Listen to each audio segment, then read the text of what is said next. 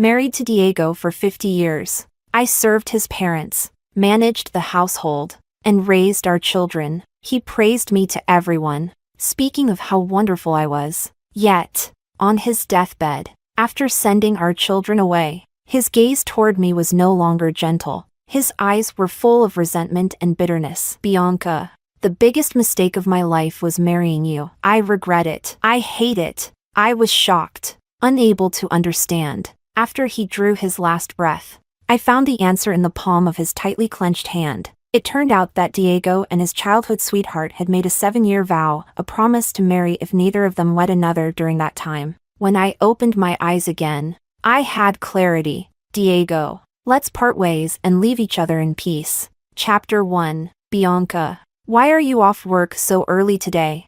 I just saw Diego come back. He looked so radiant, clearly something good happened. Could it be that your marriage application was approved? Are we going to have a wedding banquet soon?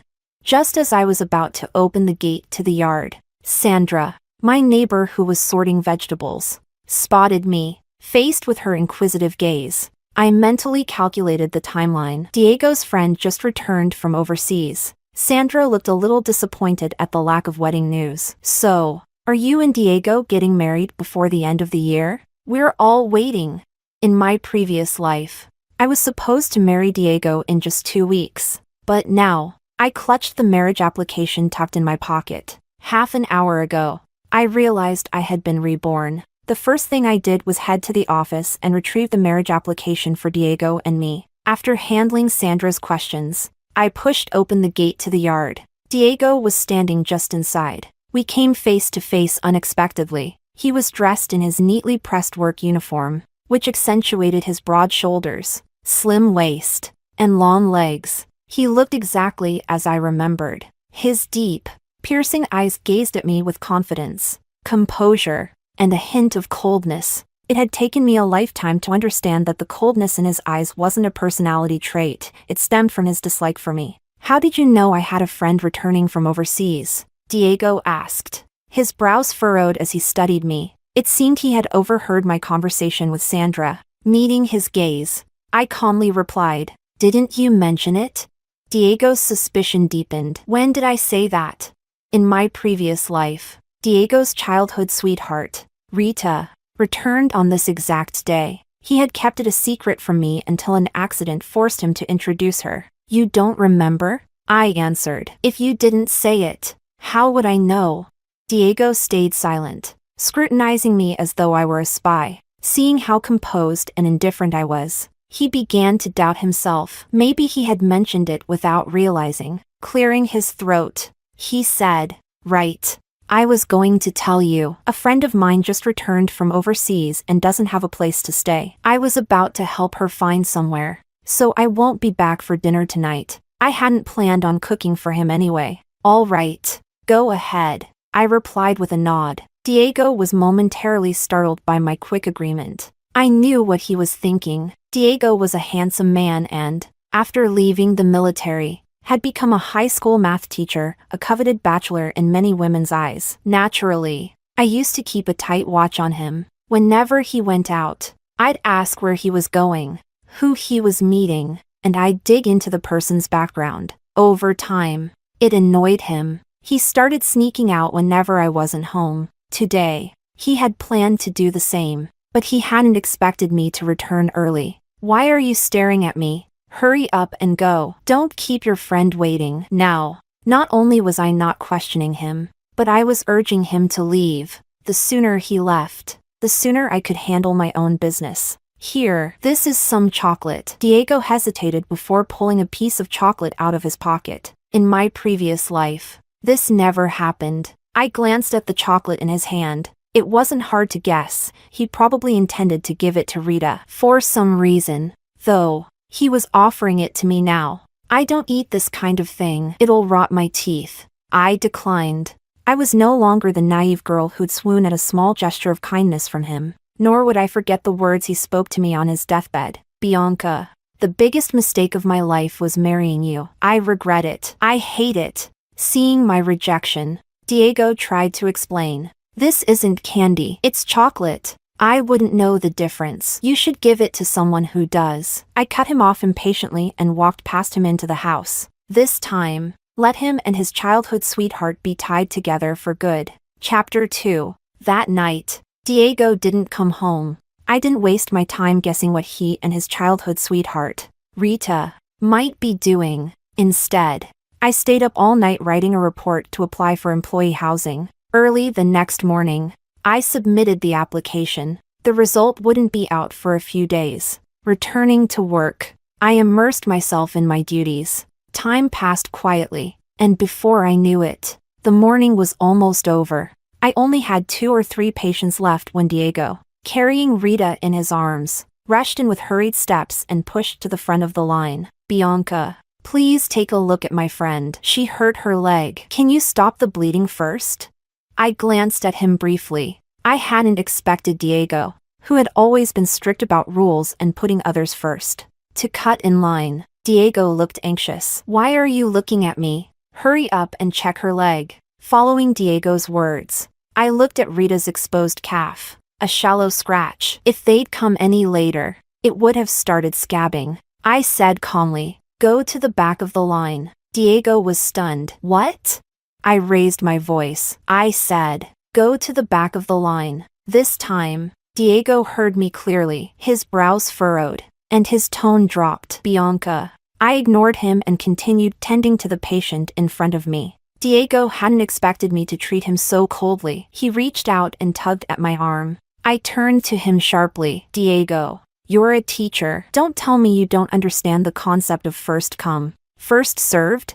Or is this how you teach your students at school? Diego was completely taken aback by my words. Sensing the tension, Rita intervened. Diego, I'm fine. Let's go to the back of the line. Hearing Rita's words, Diego finally moved, helping her to the end of the queue. When it was finally Rita's turn, I took out some iodine and dabbed it on her wound to disinfect it. All right. Just make sure to keep it dry. Diego looked incredulous. That's it? What else? Doesn't it need to be bandaged? I glanced at Rita's wound again. Sure enough, it had already scabbed over. Memories from my previous life resurfaced unbidden. I was 35 years old, and after dropping my son off at school, I stopped by the market to buy groceries. A speeding motorcycle grazed my leg, leaving a 7-centimeter-long gash that bled profusely. When I left the hospital, my leg was wrapped in layers of gauze, looking like a giant rice dumpling. That evening, when Diego came home from work and saw the state of my leg, he listened to what had happened and showed no concern. Instead, he scoffed at me, calling me delicate. That little scratch? You're so fragile. Back in my day, my comrades and I got shot, and no one needed bandages like this. You're just making a fuss over nothing. Going to the hospital was a waste of money. A bit of alcohol at home would have been enough. Back then, I thought he was just a typical macho man, lacking empathy. Now I see it differently. It wasn't that he didn't understand how to care. I just wasn't the person he cared for. Sure, it needs bandaging. Go ahead, Diego. You can do it yourself. I'm off duty now and heading to lunch. I placed the basket of gauze on the table, ignoring Diego's dark expression. I picked up my lunchbox and left. Bianca, is that woman Diego was carrying your cousin? Just as I finished getting my food, Lisa from my department came over to gossip. Cousin, such a familiar term. In my previous life, Diego had taken great care of Rita but feared rumors. So, he gave her an identity. He told everyone that Rita was my cousin. With that label, no one thought twice about the future brother-in-law taking care of his cousin. Back then, I had been naive enough to believe their relationship was as pure as siblings. Naturally, I accepted the cousin narrative without question. Lisa, you're so considerate. You even pay attention to your cousin's affairs. Diego's so lucky to have you. Lisa teased. She's not my cousin. She's just a friend Diego brought back from overseas. She doesn't have any family here. I corrected her with a calm smile. Chapter 3. Aw. Lisa's jaw dropped so far she could have fit an egg in her mouth. It took her a while to process the information. And then she stammered. So Diego is really kind to his friends.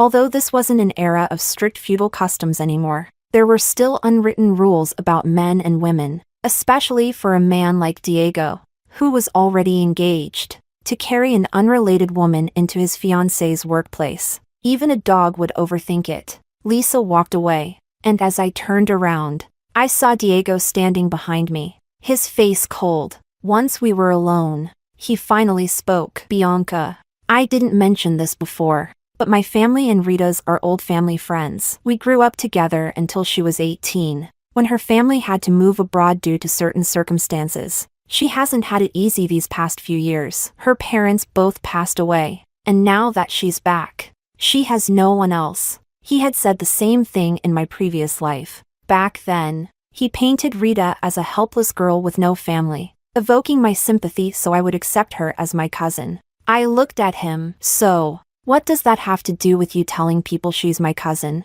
Diego froze for a moment. In his eyes, I'd never had many good qualities, but there was one thing he did value: my kindness. I was empathetic, especially toward girls like me who had no family. I've always thought of Rita as a little sister. He explained. Now that she's back, I feel responsible for looking after her in place of her parents. But as a man, I worry that people might gossip and tarnish her reputation. So, Bianca, could you? No, I cut him off. I don't have a habit of adopting sisters. If you really think of her as a sister, then hold a proper banquet. Invite everyone over and announce it openly. If everyone knows she's your sister, then surely no one would dare to gossip. It was a perfectly reasonable suggestion, but Diego fell silent. After all, to him, Rita wasn't just a sister, she was a special sister. Despite my refusal, Diego went ahead and spread the word that Rita was my cousin, just as he had in my previous life. It didn't take long before Diego brought her into the house. He said, "The guest house Rita was staying at isn't very safe lately. I'm worried something might happen, so I asked her to stay at home for a couple of days." Rita looked at me with her big, sparkling eyes. "Bianca, I'm really sorry to trouble you like this. I was in the kitchen, whisking eggs, and didn't even look up." "Oh, this is your house. You can bring whoever you want to stay here." That's right, I was living in Diego's house. The house I inherited from my parents had been destroyed in last year's floods. But I wasn't living in Diego's house for free. I paid rent every month, cleaned the entire house, and even covered the grocery bills. Back then, I thought Diego and I would eventually marry, so I never bothered calculating who gained or lost in the arrangement. Seeing me agree so easily, Diego gave me a strange look, but he was satisfied with the outcome. With a small nod,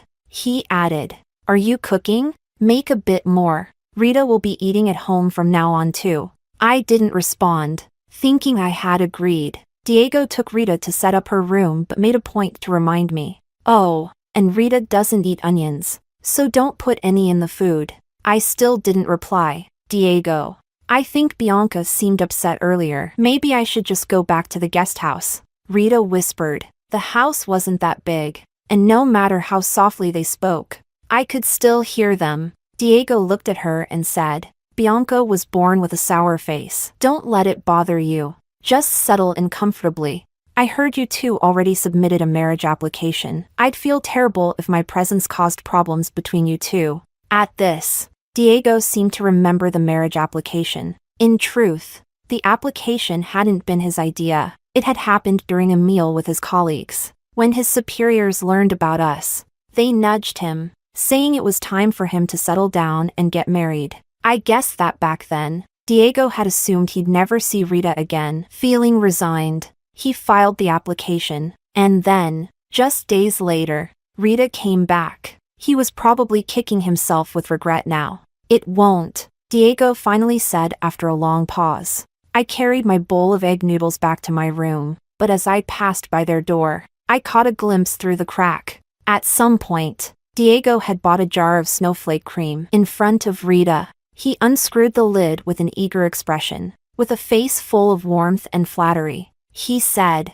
"I heard women like this kind of thing, so I bought it for you. See if you like it." Chapter 4. Snowflake Cream. I couldn't help but recall how it had become a nightmare in my previous life. After a few years, Diego was promoted from teacher to grade director, and his salary wasn't small, but he was always generous, often lending money to colleagues in need. Over time, the amount of money he brought home dwindled. Sometimes, he even asked me to use my savings to help others, to take care of his parents and raise our children. I had to stretch every penny as far as it could go. In the monotony of those days, I gradually lost sight of myself. One night, Diego came home drunk. After helping him wash up and dragging him to bed, he cupped my face and stared at me for a long time. I blushed, thinking he was enchanted by me, but when he spoke, his words were cold and cutting. Bianca, why does your face look older than my mom's? Dark and rough. I froze on the spot. Can't you learn from other women and use some snowflake cream or something on your face? With that, he closed his eyes and passed out. The next morning, I didn't even bother going to the market for groceries. Instead, I went looking for snowflake cream, but I couldn't afford it. A single jar cost as much as a month's worth of groceries for the entire family. Years later, when I could finally afford it, I was already old. Diego stared at me in the mirror for a long time and said, "What's the point of slathering all that stuff on your face? Do you think it'll make you younger? Looking all gaudy like that, don't corrupt the grandkids." And then he turned and walked away. Thanks, but I usually don't use this kind of thing. I prefer imported brands, Rita said, glancing at the jar with mild disdain. You should give it to Bianca. She might like it. Sitting in my room eating noodles, I heard Diego push open the door, the snowflake cream in hand. He frowned. Why are you eating by yourself? Without looking up, I replied, because I am. What's your problem? Didn't I tell you? I swallowed the last bite of noodles and looked at him. You told me, but I didn't agree. Besides, there's only enough in the kitchen for one person. If you want to eat, go buy your own groceries and cook your own meal. Bianca, what are you trying to say? Diego's brows furrowed even deeper. It's simple. I'm not your maid. I'm not responsible for your meals or anything else. Diego's expression flickered with shock. What do you mean? Your house and my house. Once the marriage application is approved, we'll be husband and wife. There's no need to draw such clear lines between us. I stood up and looked at him calmly. Diego, do you truly want to marry me?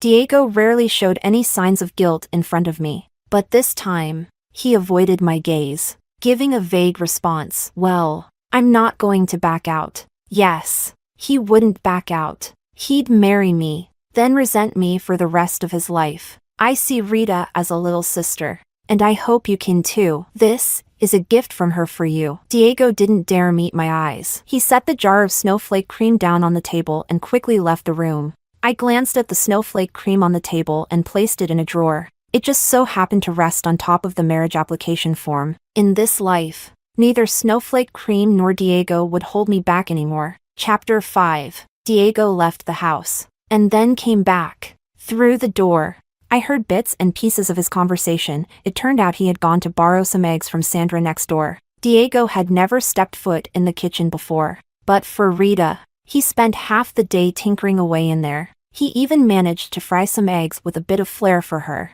I couldn't tell how they tasted, but Rita's giggles said enough. As they ate, the two reminisced about their childhood. When they reached the year they both turned 18 and faced the upheaval that forced their separation, Rita's voice choked with emotion. Diego, do you remember the promise we made back then?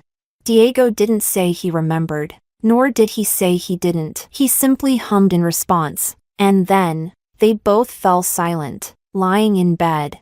I couldn't help but drift into memories of my past life. The promise between Diego and Rita that if neither married anyone else, they would wed each other after 7 years was something I only discovered after Diego's death. It was written on a small, yellowed piece of paper, clenched tightly in his hand. Holding that paper, my feelings couldn't be summed up as mere sorrow. Flashes of my life with Diego played in my mind like a reel. I met Diego the year he came home from the military. It was near the end of the year, and he returned carrying a simple bag over his shoulder, holding a slip of paper. He pushed open the gate to our courtyard and looked at me, asking for directions. Comrade, excuse me, would this be Angelo's house? I was drying persimmons and turned around to look at him. Thick eyebrows, sharp eyes, and a tall, sturdy build. I couldn't find the words to describe him. My mind was filled with just one thought. Handsome, So handsome. He was unbelievably handsome. Are you looking for Angelo? He lives next door. My father answered as he lifted the curtain to step outside. Diego nodded his thanks and turned to leave. My father called after him. What's your relationship to Angelo? I'm his son, Diego, he said, turning back briefly. After he left, my father noticed I was still frozen in place and called my name. Girl. Still staring? He's already gone. My face flushed with embarrassment as I ran back into the house amidst my father's laughter. That ordinary morning, when Diego pushed open the gate, he also pushed open my heart. I became Diego's fiancée the following summer. Diego's father had been bitten by a venomous snake while working in the fields. Although he was rushed to the clinic, there was no anti-venom available for immediate treatment. Diego, who was in the middle of teaching, was called back home immediately. He knelt by his father's bedside, listening as the man delivered his final wishes. The greatest regret in his father's life was that he wouldn't live to see Diego get married and have children. Dad, I already have someone in my heart, Diego said suddenly, lifting his head. In stunned silence, Diego declared, Dad, I have feelings for Bianca. I want to marry her. The next second, everyone's eyes turned toward me. When Diego said he had someone in his heart, I felt a pang of disappointment,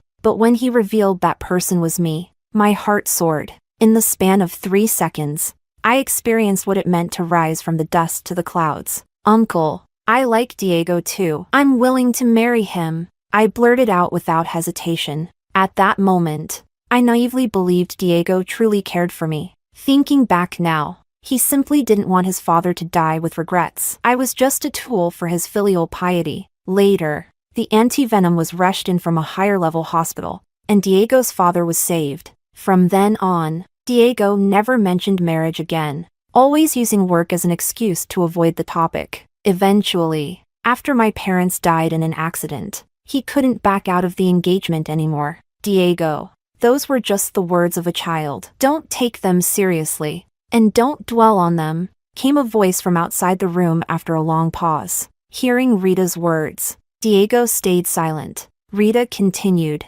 Bianca, she's a good woman. It's obvious she likes you a lot, and you two seem well suited for each other. Her voice softened at the last sentence, as though even she didn't believe her own words. I yawned, closed my eyes, and drifted off to sleep. I never found out how Diego responded to Rita. The next morning, when I opened my door, I saw the two of them standing in the courtyard. The soft morning light bathed the entire yard. Rita was standing in front of Diego, tying his tie. Diego was tall, and to make it easier for Rita, he obediently lowered his head. The scene was both warm and picturesque. You look so handsome, Rita said with a satisfied smile after finishing the tie. Diego stretched his neck awkwardly. Do I? Of course. That's how people abroad wear it to work, Rita said with a raised brow. Wait, don't move. It looks a bit crooked. Diego froze, not daring to move a muscle. Rita adjusted the tie slightly. Then, without warning, she leaned forward and kissed him on the lips. Chapter 6. Rita's kiss caught Diego completely off guard. He instinctively took a step back, accidentally knocking over a flower pot that had been resting nearby. The clatter echoed loudly in the otherwise quiet courtyard. Bianca, Bianca, Rita quickly followed. Both of them turned toward the door in unison. When they saw me, Diego's expression cycled through a rainbow of emotions. He tried to compose himself, but it was clear he couldn't. Rita was the first to speak. Bianca, don't misunderstand. Just now, it's actually a kind of greeting custom from abroad. A kiss. And she still asked me not to misunderstand. Of course, she had just returned from abroad, and her psychological resilience was clearly stronger than most. I pressed my lips together and walked toward them. Maybe I was just born with a naturally stern face. My unsmiling demeanor made Rita's face pale. She bit her lip nervously. I pulled my hand out of my pocket. Seeing my movement, Diego instinctively yanked Rita behind him and looked at me. Bianca, if you have something to say it to me. Don't. He thought I was going to hit her. In truth, I was just pulling out a dead leaf that had gotten stuck in my pocket. I crumbled it between my fingers,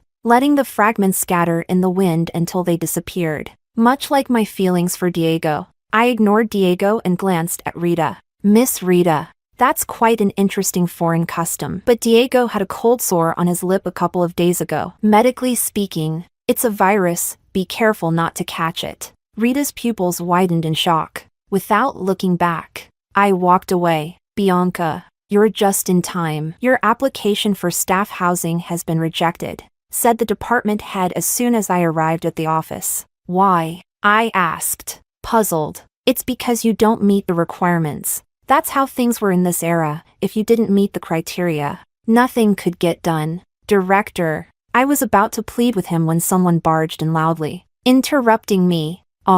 These young people today are so unwilling to endure hardship. No one wants to go. The director turned to the newcomer and asked, still no one willing to volunteer?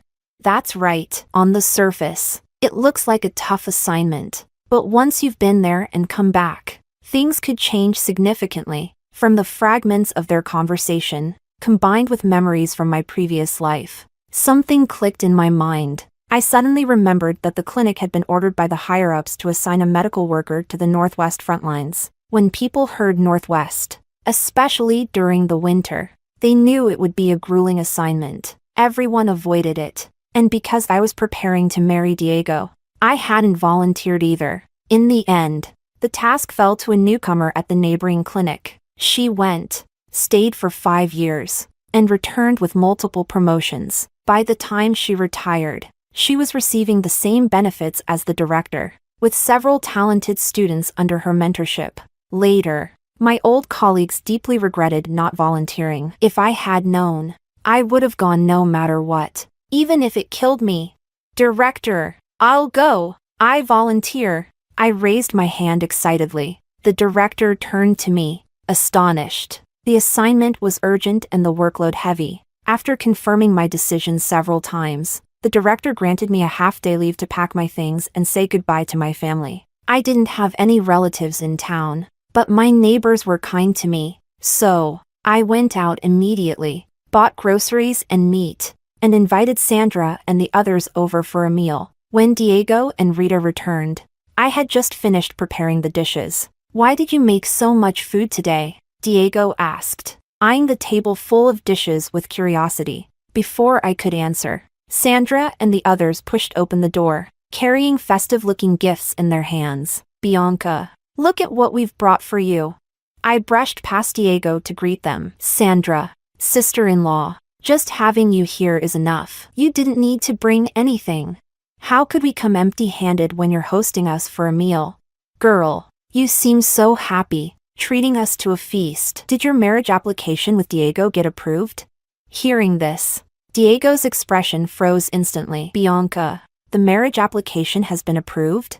Chapter 7. I glanced at Diego, then took a moment to glance at Rita beside him. Her once bright and lively face had gone pale. Sensing my gaze, Rita clutched her head and said, Diego, I have a headache. I think I'll go back to my room to rest. Diego looked at her, unsure how to comfort her. He could only nod. Okay. The people around us noticed their interaction, and the atmosphere cooled briefly. I said nothing and simply invited everyone to sit down. Soon, the lively chatter of eating and drinking filled the air again. Everyone assumed that Diego and I were about to get married, showering us with blessings. May you have many children, grow old together. All the things Diego didn't want to hear. Eventually, he found an excuse to call me outside, standing in the faint interplay of light and shadow. His features were partially obscured. Bianca, I need to know, has the marriage application really been approved?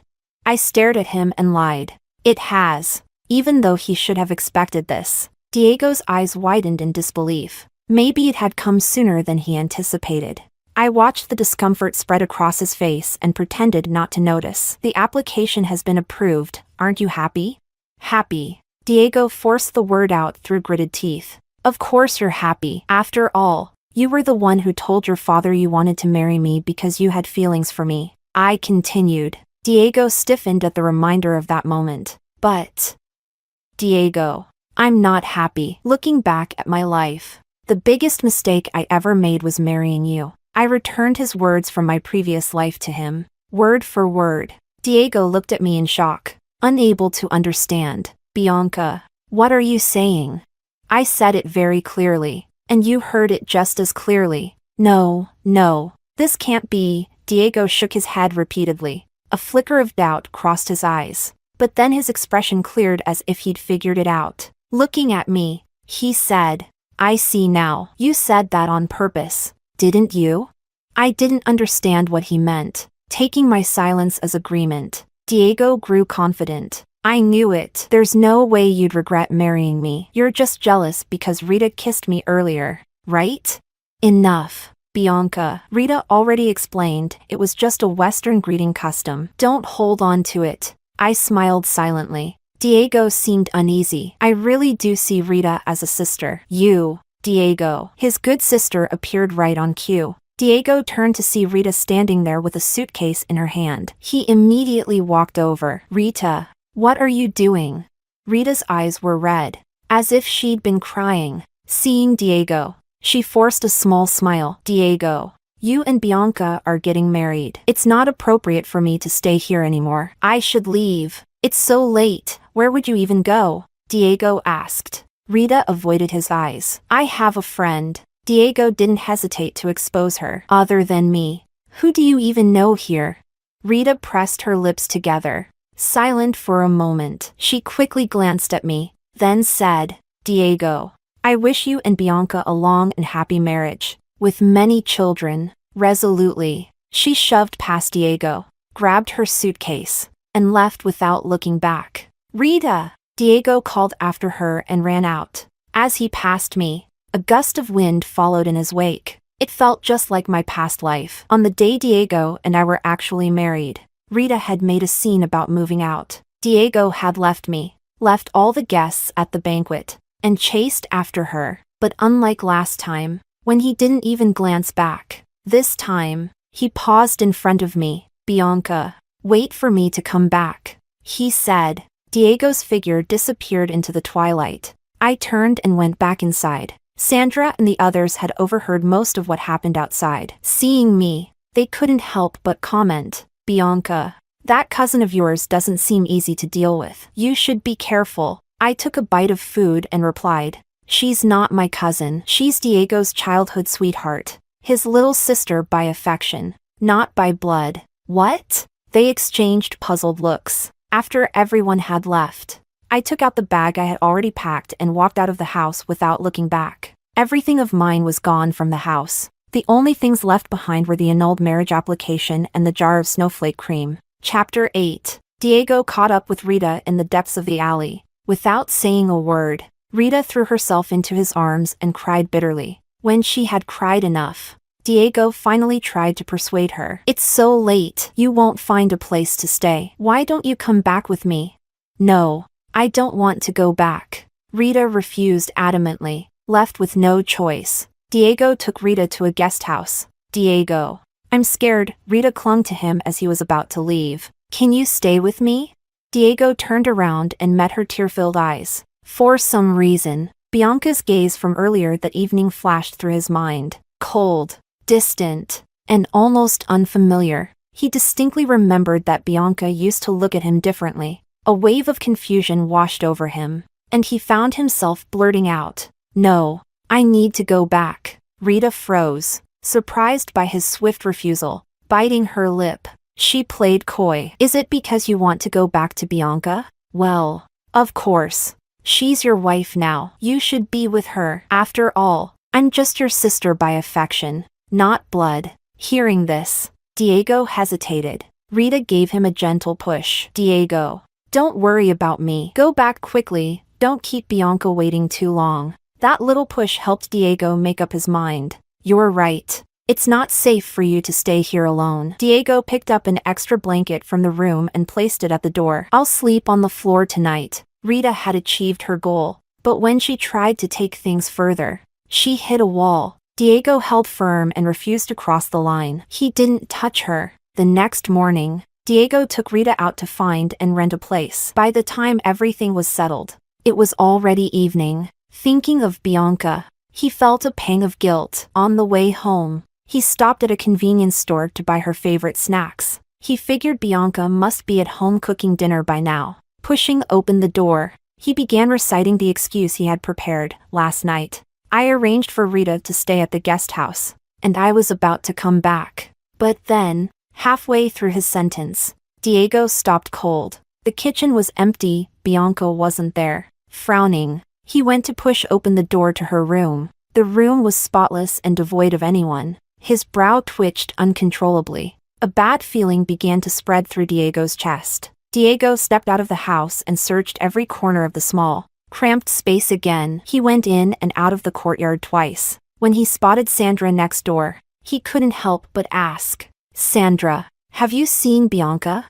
Normally, Sandra would greet Diego with a warm smile and enthusiasm. But today, it was as if she had seen something unpleasant. She replied curtly, "Haven't seen her," and quickly went back inside. Diego felt that something was off, but he didn't think too much about it. Finding Bianca was his priority. He went back into the house. This time, he finally noticed something on the table that had been there all along. He walked closer, and froze in place. On the table were the annulled marriage application and the unopened jar of snowflake cream. Diego's mind involuntarily replayed Bianca's words from the previous night. She had said, "Diego, I'm not happy looking back at my life. The biggest mistake I ever made was marrying you." It felt like a bolt of lightning struck him. His head buzzed, and he kept muttering to himself, This can't be. It can't be." It was hard to believe. After all, he vividly remembered the way Bianca had looked at him the first time they met.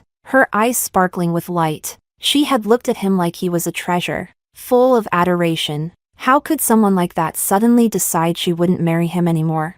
Diego jumped on his bike and rushed to the administrative office. The result of his inquiry hit him like a ton of bricks. Bianca had taken back the marriage application over 10 days ago. This wasn't a spur-of-the-moment decision. Diego panicked. He pedaled as fast as he could to the clinic. He needed to ask Bianca why she had done this. The head nurse, seeing Diego drenched in sweat, said, "Bianca's already gone to the Northwest front lines. Didn't you know that?" Diego shook his head. He looked as though he'd just been pulled out of a lake. Utterly drained, he pushed his bicycle, soaking wet, as he trudged back home. Chapter 9. Have you found Bianca?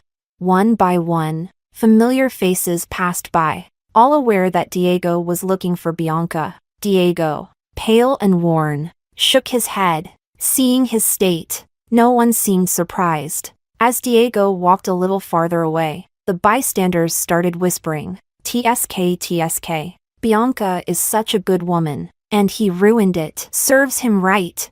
"What do you mean by that? You don't know? That Rita woman Diego keeps introducing as Bianca's cousin isn't her cousin at all. She's his mistress." "What? A mistress? And he had the audacity to bring her home? That's outright bullying Bianca." "Exactly." Diego, returning from his search, overheard and immediately scolded. "What nonsense are you spouting?" The group hesitated briefly but quickly regained their confidence. "Diego, you know perfectly well if it's nonsense or not. You're engaged, but you're fooling around with another woman. Don't think we didn't see you and that Rita woman entering the guest house together and not coming out all night." Diego faltered. We're innocent." "Innocent? Spending the night at a guest house together? Who do you think you're fooling?" "Pa, you don't deserve someone like Bianca." The group spat on the ground near Diego before walking away. Diego stood frozen in place for a long time. It wasn't until days later that Diego began to realize Bianca was truly gone. He had never thought Bianca was particularly important to him. But now, every little thing seemed to remind him of her. When he saw someone harvesting persimmons, he would remember Bianca rolling up her sleeves and climbing trees. Sitting high on a branch, she would pick a ripe persimmon and shout down, "Diego, look! Isn't this one perfectly red?" Diego would step closer and reply, "It's red." "Diego, what's red?" Rita's voice snapped him back to reality. Diego turned to see Rita standing beside him, looking puzzled. "Why are you here?" he asked. Rita smiled and held up a lunchbox. "I brought you lunch." Diego glanced at the box, frowning slightly. Rita, having spent years abroad, only knew how to prepare Western-style meals: cold bread, cold eggs, and a few pieces of lettuce. They were nothing like Bianca's steaming hot pork dumplings. I've already eaten, Diego said hesitantly. But Rita's voice wavered, feeling a bit hurt. At that moment, the school principal arrived, calling out, Diego, come with me for a moment. About 10 minutes later, Diego emerged from the office, his expression grim. Rita, still waiting, immediately approached him. Diego, what's wrong? Diego shook his head without saying a word. Rita reached out to hold his arm, but Diego brushed her off. News of the meeting soon spread around the school. It turned out that a parent had reported Diego for inappropriate relationships with women, fearing he would be a bad influence on students. As a result, Diego was disqualified from being considered for the Outstanding Teacher Award he had been in line for. When Rita found out, she stormed into the principal's office to argue on Diego's behalf. By the time Diego arrived, the office was in chaos. Diego, I only wanted to help you, Rita said, her voice trembling. Brother, Rita thought Diego would comfort her, but instead, he scolded her harshly. Ridiculous. Who told you to meddle in my affairs? Rita was deeply aggrieved. Brother, I was just trying to fight for your justice. I don't need it. The next moment, Rita burst into tears. Outside, a crowd of teachers had gathered. Many of them had met Bianca before, and now, comparing her to Rita, they couldn't help but sigh. So, this is the sister Diego brought back from abroad? She's nothing like Bianca. Poor Diego, his life's going to be tough from now on. Their murmurs didn't escape Diego's ears. He hadn't realized that the Bianca he once thought was plain and unremarkable was so highly regarded in everyone else's eyes. After Rita's outburst, Diego was reassigned from teaching math to becoming a PE teacher. With much more free time on his hands, Diego started reflecting. The more he thought, the more he realized how often Bianca filled his thoughts. He recalled their first meeting, Bianca, with her hair in 2 braids, wearing a red floral jacket, drying persimmons in the courtyard. When he opened the gate, it startled her. She turned to look at him, her deer-like eyes especially striking. As thoughts of Bianca consumed him, his feelings for Rita began to wane. Diego convinced himself that if he waited long enough, Bianca would return, and everything could be salvaged. But Rita sensed Diego's growing distance and didn't want to wait anymore. One evening, when Diego was drinking to drown his sorrows again, Rita climbed into his bed. The next morning, just as the neighbors were waking up but hadn't yet gone out, Rita staged a dramatic scene. She ran out of Diego's house in disheveled clothes, screaming about wanting to jump into the river. With this act, Diego's reputation was completely ruined. Left with no choice, Diego married Rita. Chapter 10. Far away on the northwest front lines. I was completely unaware of all this, nor did I have the time to speculate about Diego and Rita's ultimate fate. As the new year approached, I performed a cesarean section on a mare struggling with a difficult birth. Among the group that came to express their appreciation afterward was a doctor. Hearing about the procedure, he offered me career-changing advice. Young lady, your hands are remarkably steady. You're wasted as just a nurse, consider specializing in surgery. He said, if the opportunity arises, I hope to see you at the Kyoto hospital someday. Before leaving, he handed me a few books. It felt like I had found my direction in life. I pored over those books, reading them repeatedly until I had memorized every word. In the days that followed, I became the go-to person for performing surgeries on cows, sheep, or any other livestock struggling with birth among the herders. Time passed day by day. I lived a life completely different from my previous one, understanding for the first time what it meant to live freely and for myself. I never thought about Diego again. 5 years went by in a flash. My mission there came to an end, and I returned to the long-awaited health clinic. The same director who had sent me off personally came to greet me. Bianca, welcome back. He handed me a transfer letter. This is from Kyoto Hospital. They specifically requested you. I opened the letter and immediately recognized the handwriting. There was no doubt about it. It was from Dr. Duncan, the mentor who had set me on this path 5 years ago. Over the years, I had kept in touch with him, writing letters whenever I encountered something I didn't understand. He always replied thoughtfully. Despite his busy schedule, That evening, my colleagues held a welcome back and farewell party for me at the state-run restaurant. We ate and drank to our fill, chatting about all sorts of amusing things that had happened while I was away. Naturally, the topic of Diego and Rita came up. Ever since Diego married Rita, it was as if he had been cursed. He lost his secure teaching job and, after much effort, managed to land a position as a librarian. But even that didn't last. One day, Rita caught him chatting with a female coworker. Without a word, she grabbed the woman by her hair and attacked her. The incident not only humiliated Diego but also cost him the job. Rita, taking advantage of her pregnancy, escaped any consequences. This emboldened her further, and soon, no one in the neighborhood wanted anything to do with their family. There were plenty more stories like that. Diego must be regretting it so much now. Yes, especially when he let someone like Bianca go. Everyone instinctively glanced at me. I smiled nonchalantly, completely unbothered. After the meal, everyone gradually dispersed. Bianca! A voice suddenly called my name. I looked up. Diego was standing on the other side of the road, looking at me. In the 5 years since I last saw him, he had aged considerably. His hair had turned gray at the temples, and his one straight posture had a slight hunch. The look in his eyes shimmered with a complex mix of emotions. Bianca. I was wrong. I shouldn't have said those words. I realized he might have been reborn as well. As for his apology, I didn't think it was truly meant for me. It seemed more like a confession to himself, his regret over how this life had defied the expectations and fantasies he had in his previous one. The price he paid was too great, and the result was too bitter. So, he regretted it. Diego! Diego!